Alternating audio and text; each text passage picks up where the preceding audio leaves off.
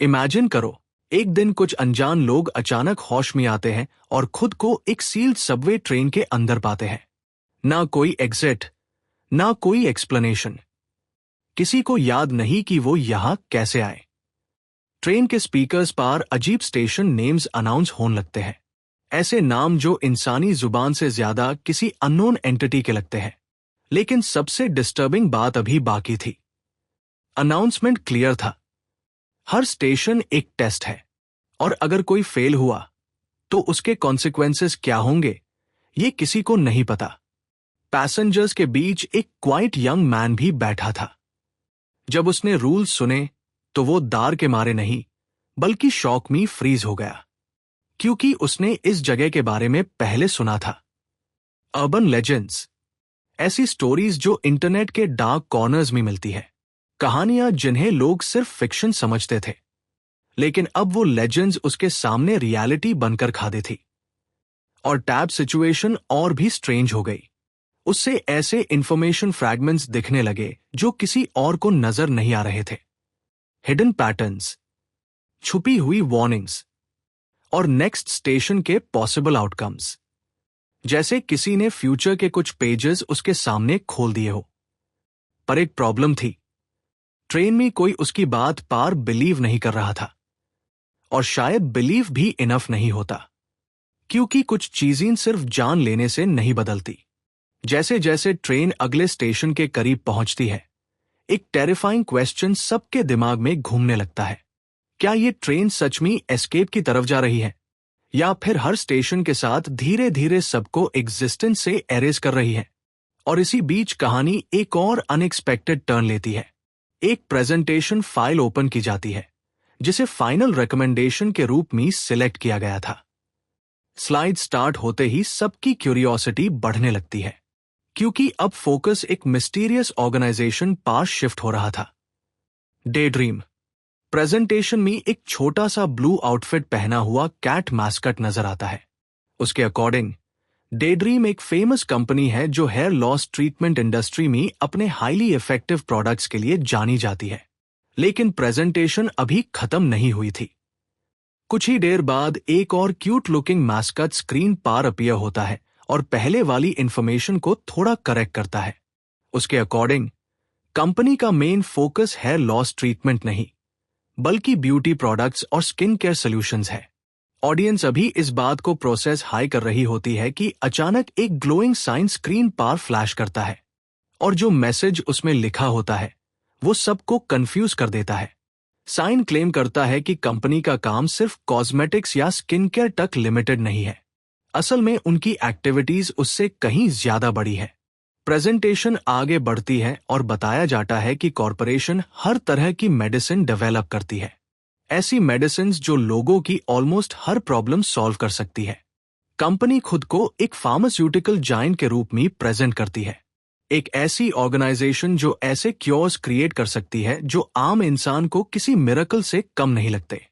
Introduction के and में मास्कॉट्स audience को चीयरफुल गुड बाय बोलते हैं, साथ ही एनकरेज करते हैं कि सब लोग इस मिस्टीरियस कॉरपोरेशन के बारे में और ज्यादा जानने की कोशिश करें।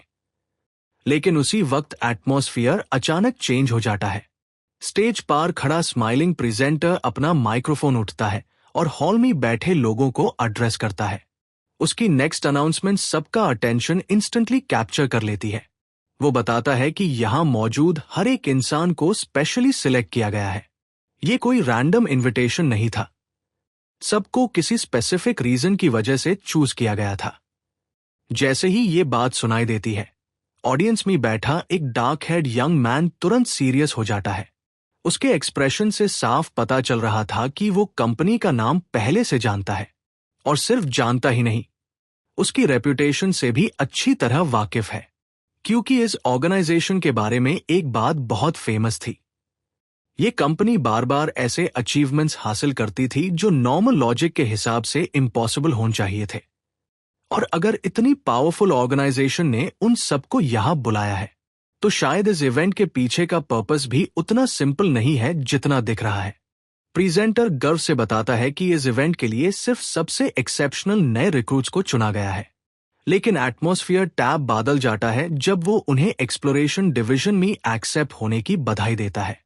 बैंड दरवाजों के पीछे इस डिपार्टमेंट को कंपनी की सुइसाइड स्क्वाड के नाम से जाना जाता है। ये सुनते हाई रिक्रूट्स के बीच कंफ्यूजन पाई जाती है। उन्हें समझ नहीं आता कि एक फार्मास्यूटिकल कंपनी ऐसी यूनिट क्यों चलाती होगी। डार्कहेड यंग मैन को भी पूरी सिचुएशन काफी अजीब लगती है, खासकर जब ये नॉर्मल एम्प्लॉय ओरिएंटेशन के बाजाई सर्वाइवल चैलेंज जैसी लगने लगती है। पहले से ही परेशान, वो यहां से निकलने का रास्ता सोचने लगता है।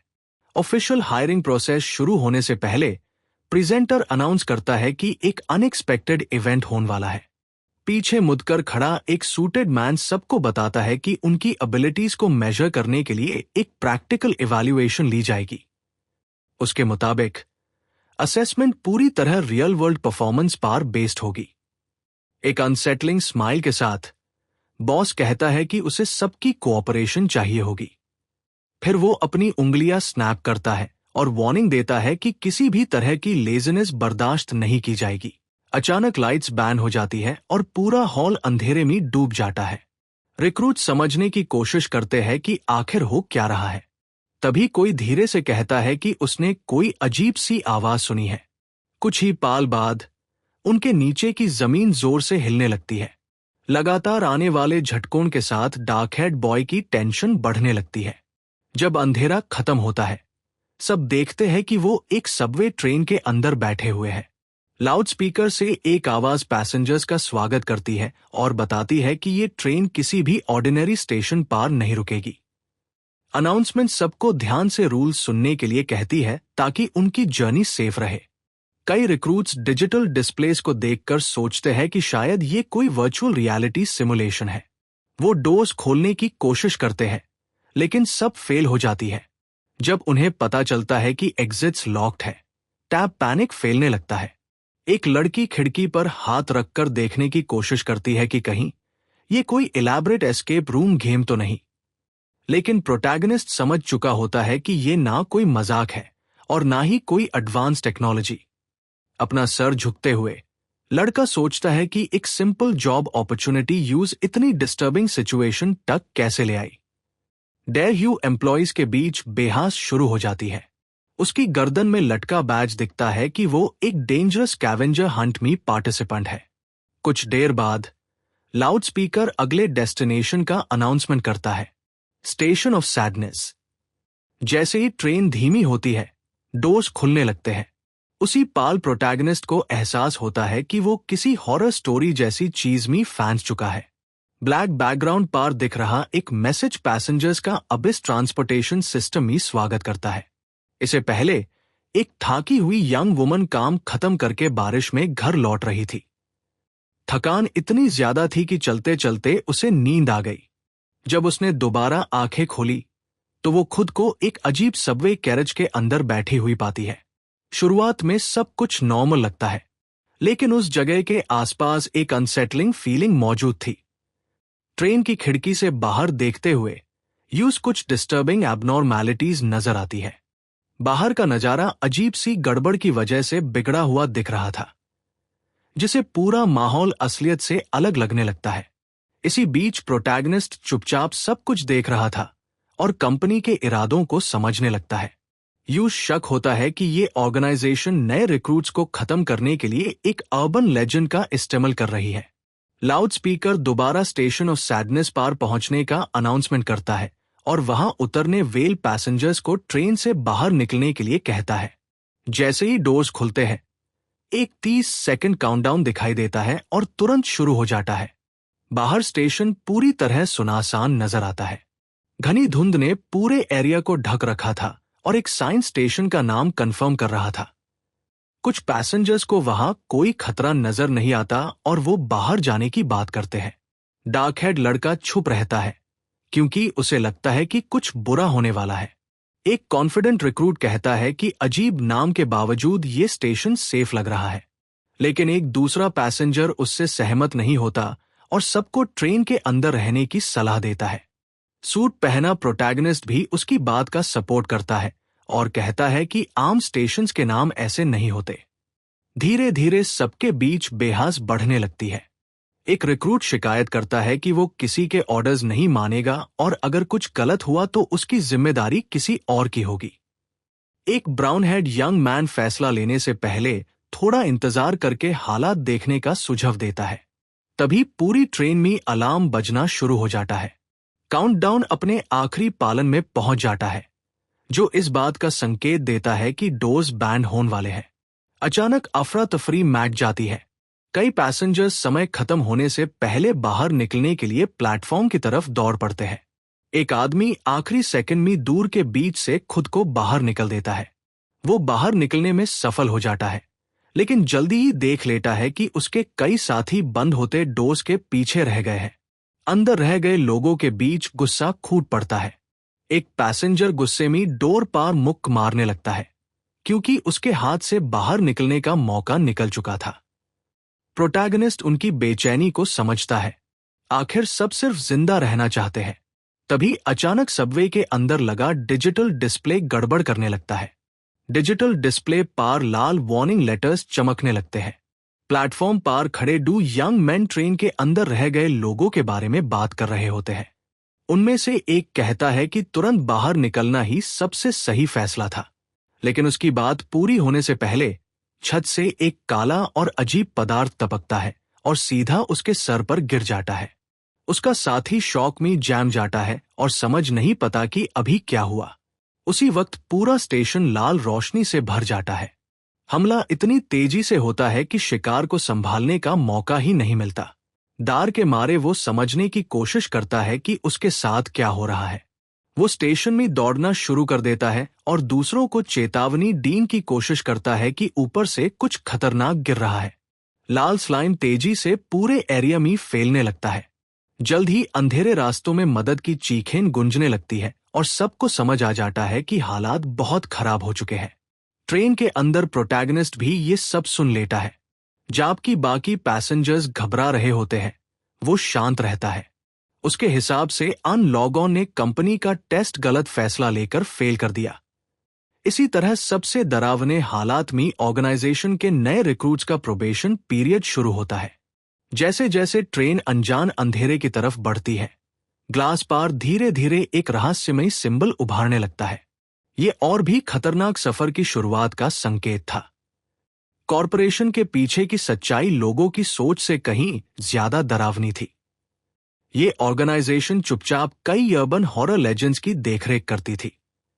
इसके एम्प्लॉइज को अक्सर इन सुपरनैचुरल कहानियों के अंदर खतरनाक मिशंस के लिए भेजा जाता था। नए रिक्रूट्स का एंट्रेंस एग्जाम भी इन्हीं डरावने सिनारियोज में होता था। पिछले स्टेशन पार उतरने वालों का अंजाम देखकर ट्रेन में पैनिक फाई जाता है। सब जवाब मांगने लगते हैं और सोचते हैं कि आखिर वो जिंदा कैसे भाग सकते हैं। लेकिन प्रोटैगनिस्ट के पास एक छोटा सा फायदा था। वो सालों से इंटरनेट पार इन लेजेंड्स के बारे में पढ़ता आया था। ऐसी कहानियों में फ्यूचर की जानकारी रखने वाला इंसान आम तौर पर दूसरों पर बड़ी बढ़त हासिल कर लेता है। उसका एक हिस्सा ये भी चाहता था कि वो अन हीरोज की तरह होता जो हर चैलेंज को आसानी से पार कर लेते हैं। लेकिन एक बड़ी प्रॉब्लम थी। ये यंग मैन हॉरर से जुड़ी लगभग हर चीज से बहुत ज्यादा डरता था। वो खुद मानता है कि मॉन्स्टर्स के बारे में पढ़ना तब तक ठीक लगता है जब तक सब कुछ सिर्फ टेक्स्ट में हो, लेकिन जैसे ही कोई फोटो या वीडियो सामने आ जाए, उसका डर काफी बढ़ जाता है। इसी वजह से वो अक्सर वेबसाइट्स पर इमेजेस छुपा देता था और वीडियोस लोड होने से पहले हाइप बंद कर देता था। आम बातचीत में भी वो हमेशा कहता था कि वो कभी खुद खतरे का सामना नहीं करेगा। उसका डर इतना ज्यादा था कि वो अपनी पसंदीदा कहानियों के क्रीचर्स का सामना करने से भी बचना चाहता था। उसके दोस्त अक्सर इस बात का मजाक उड़ाते थे। वो मजाक में कहते थे कि एक बार उसने हॉरर मूवी देखने से बचने के लिए रोमांटिक अपॉर्चुनिटी तक छोड़ दी थी। खुद को शांत रखने की कोशिश करते हुए वो एक्सप्लोरेशन स्क्वाड के बारे में याद करने लगता है। ट्रेन के अंदर नजर डालते हुए और सिर्फ 8 बचे हुए सर्वाइवर्स को जिनकर यूज एहसास होता है कि हालात कितने खराब हो चुके हैं। कुछ देर बाद लाउडस्पीकर डेथ सबवे के अगले डेस्टिनेशन का अनाउंसमेंट करता है, स्टेशन ऑफ रिजेंटमेंट। सीट से टैक लगाए बैठा यंग मैन ध्यान लगाने की कोशिश करता है। वो सोचने लगता है कि अगले स्टेशन पार किस तरह का खौफ उसका इंतजार कर रहा होगा। लगातार तनाव से थककर वो पीछे टिक जाता है और चाहता है कि ये सब जल्दी खत्म हो जाए। तभी एक अनजानी चीज उसका ध्यान खींच लेती है। पास ही एक अजीब सी आवाज गूंजती है और उसके बाद कोई हल्की सी वास्तु हवा में तैरती हुई नजर आती है। उसके सामने एक छोटी चमकती हुई नोटबुक तैर रही थी, जैसे वो किसी इनविजिबल रिवॉर्ड बॉक्स से निकली हो। यूज देखते ही लड़का समझ जाता है कि ये अबिस से जुड़ी लेजेंडरी रेलिक्स में से एक है।